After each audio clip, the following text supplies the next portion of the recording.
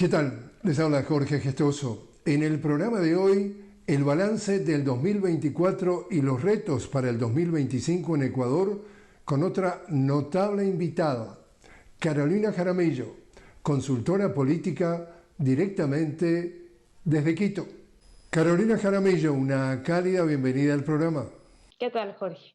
Carolina, hagamos un balance del 2024 en Ecuador. Empecemos por lo social. Bueno, Jorge, creo que el 2024 ha sido un año complejo visto desde todas las perspectivas posibles. Sin embargo, si uno quisiera ver el aspecto social, probablemente es el más afectado en este país, ¿no? Lamentablemente, las consecuencias en este sector es donde más se sienten las afectaciones de todos los otros ámbitos, porque, como en Latinoamérica suele suceder, los gobiernos de turno hacen los recortes más fuertes en este ámbito cuando se atraviesan policrisis, como es el caso del Ecuador. Ahí podemos ver, por ejemplo, que en el gobierno que hoy está en el poder ha habido recortes en el ámbito social, en el ámbito de la salud, y tenemos hoy, por ejemplo, cifras escandalosas en temas de deserción escolar, por ejemplo. También hay recortes en el tema de los cupos universitarios, de la universidad pública también, y tenemos graves problemas también en el abastecimiento de medicinas y atenciones hospitalarias. Estos temas han afectado fuertemente el desempeño en la atención de poblaciones vulnerables en el Ecuador y, es preocupante lo que ahora sucede en el país, puesto que son poblaciones como mujeres, niños, adolescentes, incluso personas privadas de libertad, quienes han tenido, se han llevado las peores consecuencias de las crisis que afectan en este momento al país.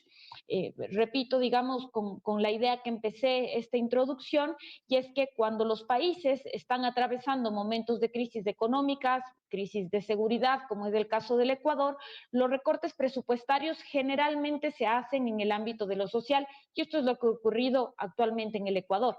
Bueno, casualmente tocaste un tema que también a lo largo de todo el 2024 se ha subrayado en Ecuador y es la inseguridad que vive todo el país y el ciudadano de a pie lo siente más que nadie.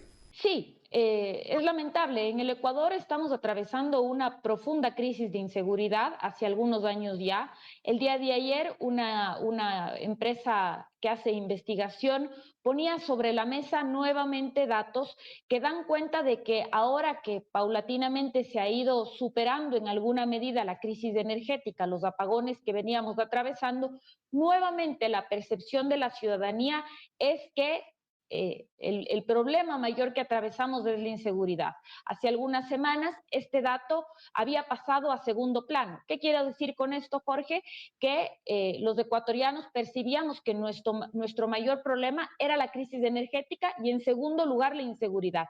Esto fue momentáneo, como era de esperarse, ¿no? Con apagones que oscilaban entre las 8 y las 14 horas, los ecuatorianos estábamos muy angustiados por el tema de la crisis energética y veíamos en segundo plano la inseguridad.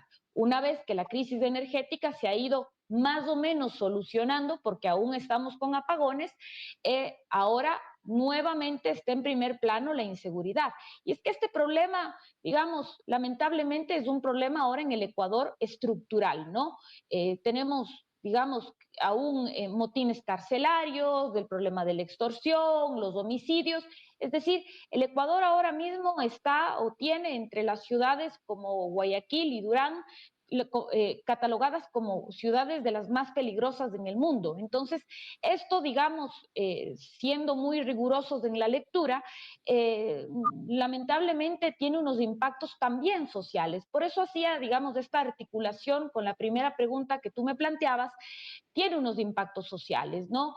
En algunas lecturas hechas por periodistas de talla internacional como tú, es definitivamente un problema que también impacta en las familias de los quintiles más bajos. ¿Por qué? Porque está relacionado con una actividad que impacta también entre niños, niñas y adolescentes, ¿no? Que están siendo reclutados por los GDOs para el microtráfico, por ejemplo. Entonces, lamentablemente, los fenómenos sociales que hoy se viven en el Ecuador son, digamos, estructurales. Entonces, lo que tiene que ver con la inseguridad tiene unos impactos también en el desarrollo propio de la vida de los niños, niñas y adolescentes. Cuando hablemos entonces, Carolina, del balance del 2024 en lo que tiene que ver con la política, y aclaremos para un público que vive fuera del Ecuador que el actual presidente, Daniel Noboa, es un presidente de un periodo muy corto, de 1 año y medio, porque se realizaron elecciones anticipadas y entonces ha tenido 1 año y medio de su gobierno que termina con elecciones en febrero y tiene que entregar el mando en mayo. Pero digamos desde el punto de vista político, ¿qué pasó en el 2024? Así es, Jorge. Creo que es importante por la audiencia internacional que nos acompaña. Me gustaría hacer una muy breve introducción para que se comprenda.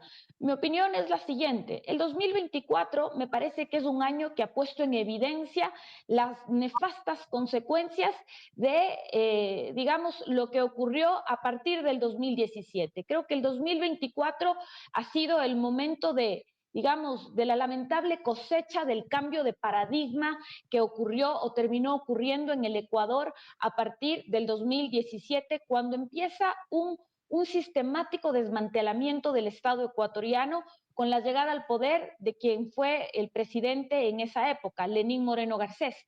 ¿Qué ocurrió ahí para que tu audiencia nos comprenda? Ocurre, digamos, la disfrazada, lo que se llamaba la austeridad del Estado, ¿no? Una sistemática desinversión en varios sectores del Estado, el sistema de justicia, el sistema de rehabilitación social y también los sectores estratégicos. Y hoy esto lo podemos ver, digamos, si queremos hacer una revisión del 2024, yo nombraría dos hechos específicos, Jorge. La fuga de alias Fito, uno de los grandes líderes de uno de los GDOs en el Ecuador, y la crisis energética. Me parece que estos dos hechos, Jorge, nos permiten mirar las consecuencias de lo que yo acabo de nombrar, el desmantelamiento del Estado. ¿Por qué? Primero tienes secuestrados los centros de rehabilitación o las penitenciarías o las cárceles, como se les conoce comúnmente, y por otro lado tienes esta profunda crisis energética que no solo obedece al famoso cambio climático, sino a cómo se dejó de invertir y cómo se dejó de cumplir el plan maestro de electricidad.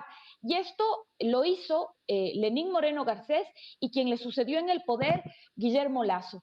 Cuando tú tienes un descuido por completo, un, digamos, desmantelamiento del Estado, una desinversión por completo por parte de los gobiernos a partir del 2017, estas son las consecuencias, Jorge. Es decir, cuando tú le entregas del Estado, cuando tú dejas de invertir, cuando tú no te haces cargo, digamos, del Estado ecuatoriano, aquí están las consecuencias. Y a mí me parece que este año es clave, evaluar este año es clave para comprender que más temprano que tarde el Ecuador iba a sufrir estas consecuencias.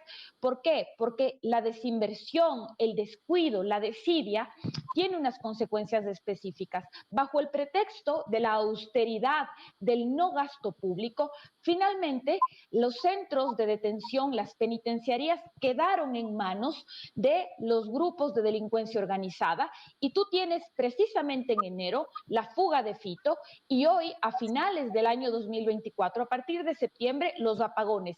Pero los apagones no solo se dan por el famoso cambio climático, sino porque nunca se cumplió a partir del 2017 el plan maestro de electricidad, no se dieron mantenimiento al sistema de las termoeléctricas y las consecuencias están a la vista de todos.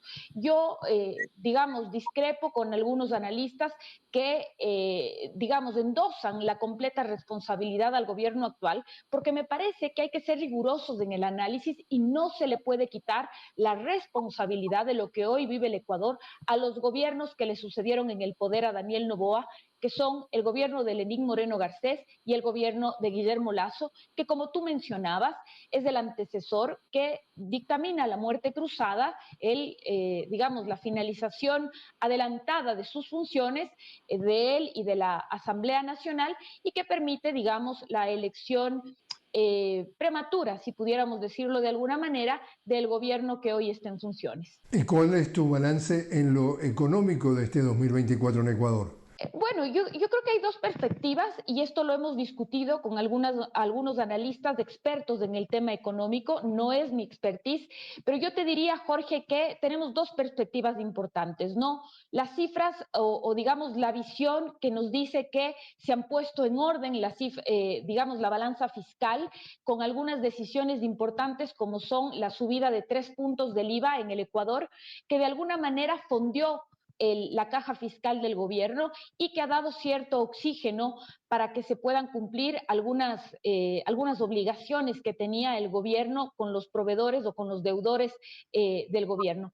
Pero yo tengo una mirada, digamos, algo distinta en ese sentido, porque me parece que la economía tiene que verse desde la visión de los ciudadanos. Y vista desde esa perspectiva, me parece que hay deudas importantes. En el Ecuador seguimos teniendo una realidad muy cruda, ¿no? Apenas 3 de cada 10 ecuatorianos tienen un empleo formal. ¿Qué quiere decir con esto? ¿Qué quiero decir con esto? Que apenas 3 de cada 10 ecuatorianos trabajan en condiciones, digamos, favorables, ¿no? Están afiliados a la seguridad social, trabajan más de 40 horas a la semana y el resto, Jorge, 7 de cada 10 trabajan, si es que tienen esa posibilidad, en condiciones precarias. Y esta cifra se recrudece cuando se trata de las mujeres. Apenas 2 de cada 10 mujeres en el Ecuador tienen un empleo formal. Entonces, lamentablemente, digamos, esa es la economía que le duele al ciudadano, esa es la economía que yo siempre traigo a colación cuando hago los análisis, porque me parece que en esas condiciones el gobierno nos queda debiendo, ¿no? Esto no puede ser pasado por alto.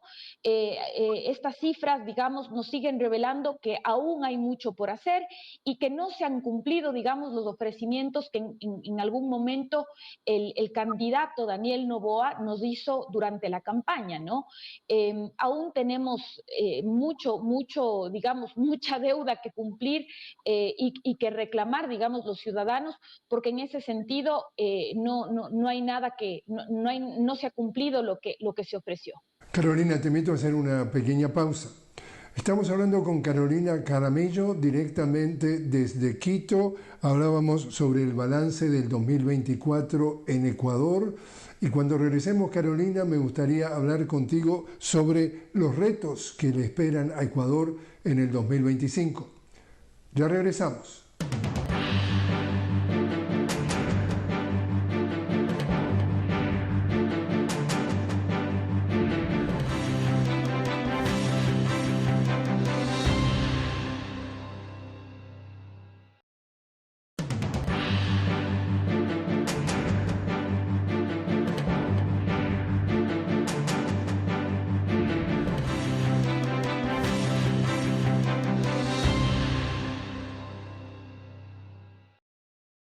Continuamos hablando con Carolina Jaramillo directamente desde Quito. Carolina, consultora política. Estamos hablando sobre los retos que le esperan a Ecuador en este 2025. Carolina, febrero del 2025, elecciones presidenciales. Cuéntanos cómo describes tú el panorama rumbo a estas elecciones. Bueno, ahora mismo, Jorge, creo que la papeleta aún no está completamente, digamos, no nos ofrece un panorama determinante. Las encuestas nos están mostrando en este momento que digamos que las preferencias electorales se están decantando de manera muy semejante al último proceso electoral, digamos, del presidente candidato y la candidata Luisa González están encabezando las preferencias electorales. Sin embargo, la campaña aún no ha arrancado, ¿no? Es decir, aún queda un recorrido amplio para que los electores puedan tomar una decisión. Sin embargo, creo que lo que viene el próximo año es muy importante en términos políticos, ¿no? Estamos saliendo, o bueno, quiero pensar que estamos saliendo de la crisis energética y los retos importantes que se vienen a nivel político es precisamente que quien sea electo pueda gestionar las crisis para sacar al país adelante, ¿no? Creo que el año 2024, como lo dije, ha sido profundamente complejo y hay por lo menos en esta papeleta, si las opciones se mantienen tal como lo he mencionado, Daniel Noboa versus Luisa González, son opciones completamente opuestas, ¿no? Son visiones de país completamente opuestas y eso es en principio a lo que nos enfrentamos los electores, ¿no?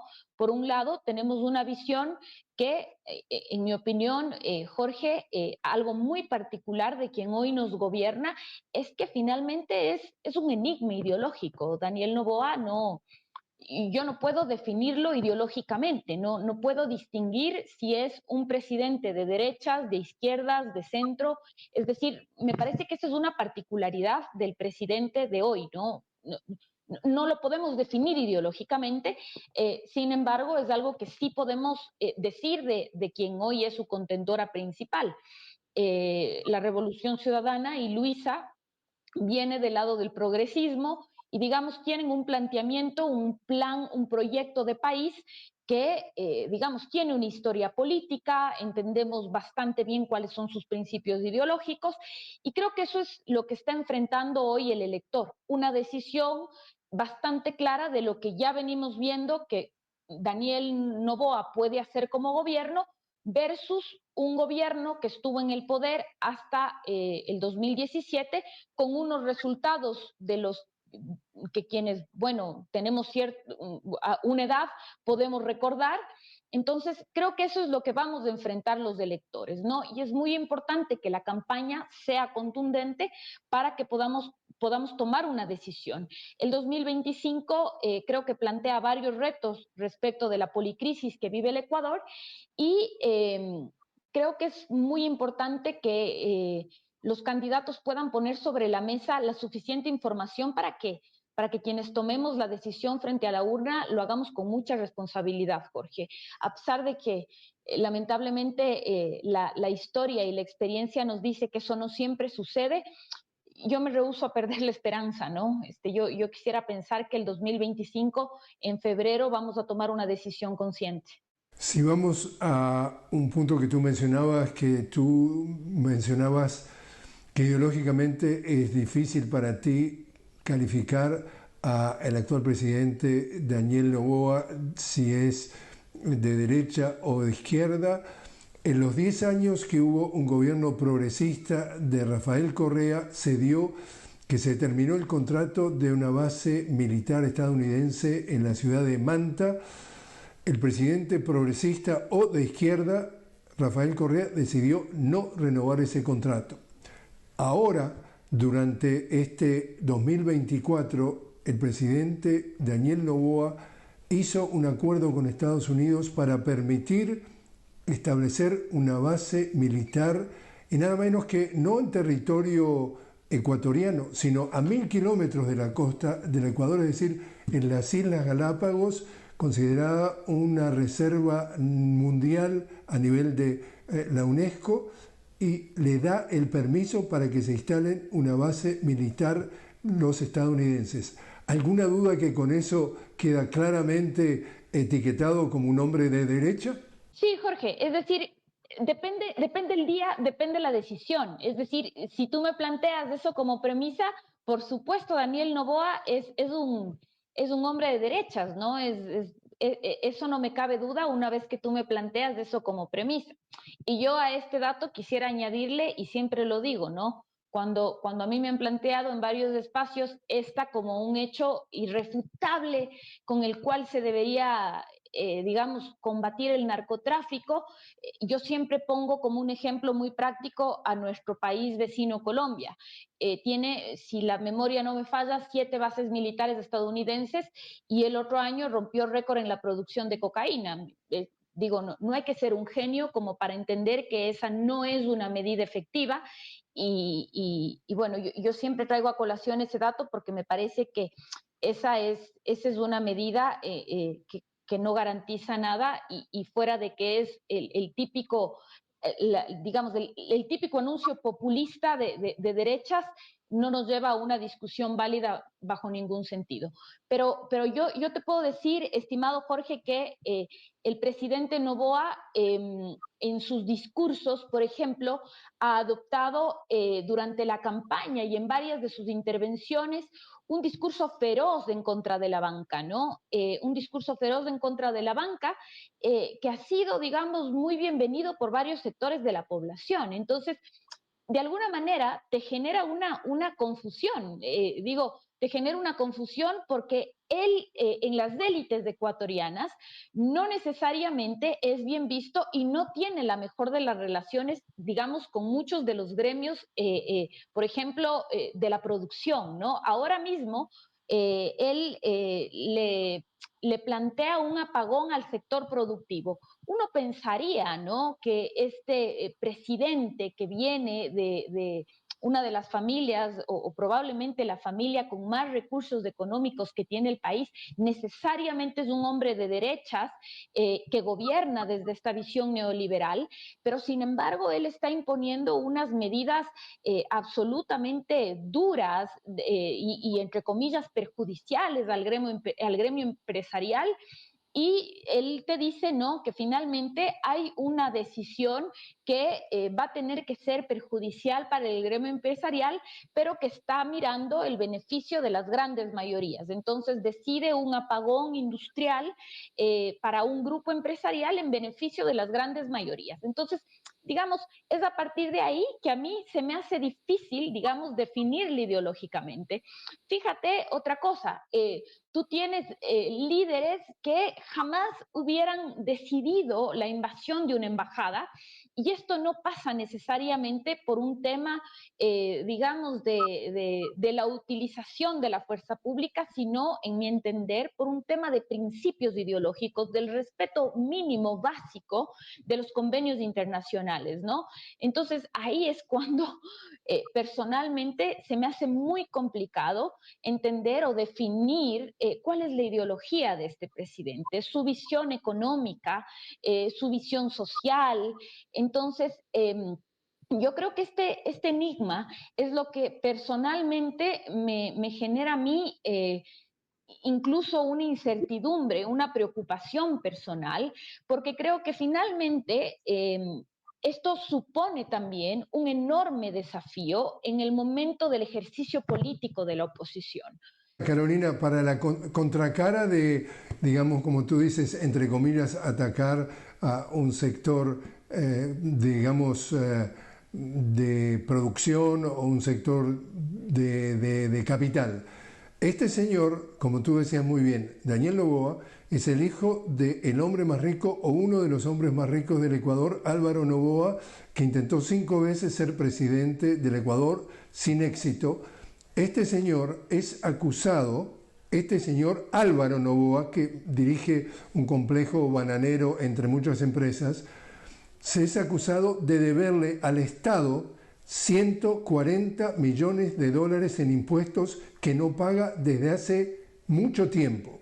Y al mismo tiempo, este hijo, Daniel Noboa, lo condecora públicamente como un ciudadano ilustre y al mismo tiempo que no le cobra los impuestos a su padre los 140 millones de dólares que debe desde hace décadas, le sube al ciudadano de a pie del Ecuador 3 puntos porcentuales el IVA, es decir, le pasa la factura al ciudadano de a pie y al papá rico, el hombre más rico del Ecuador, le perdona 140 millones de dólares, por lo menos es la denuncia.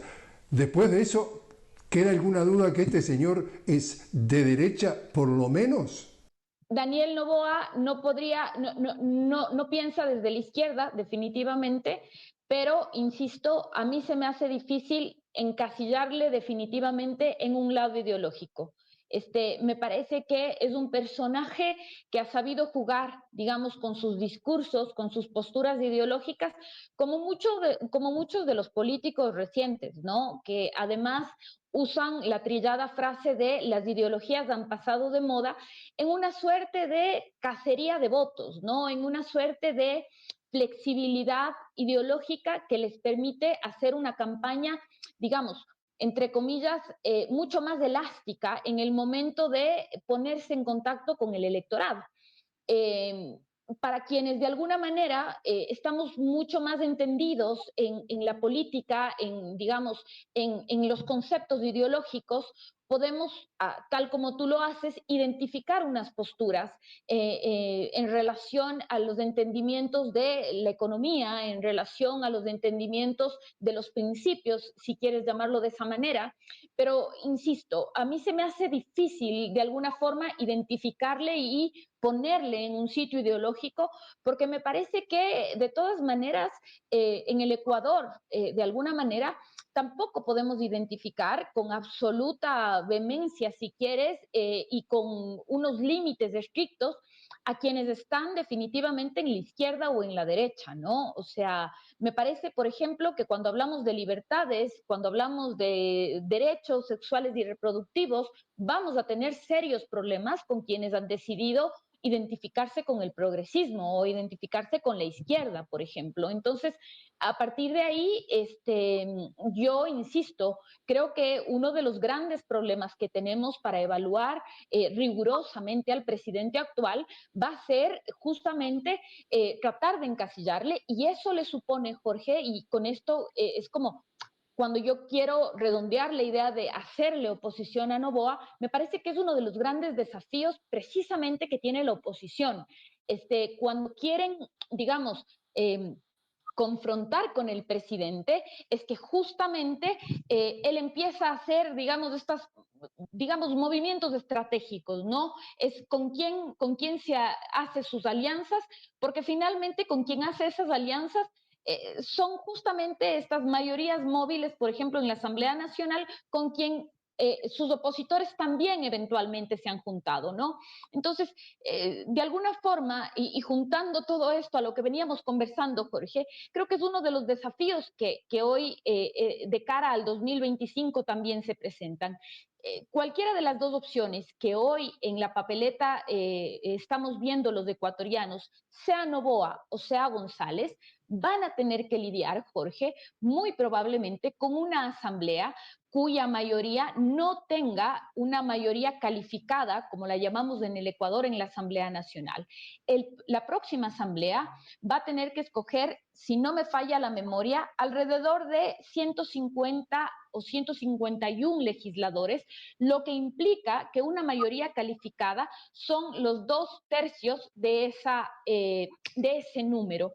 Y las dos primeras minorías van a tener esas dos fuerzas políticas. Las negociaciones, Jorge, van a tener que pasar por estas dos primeras minorías.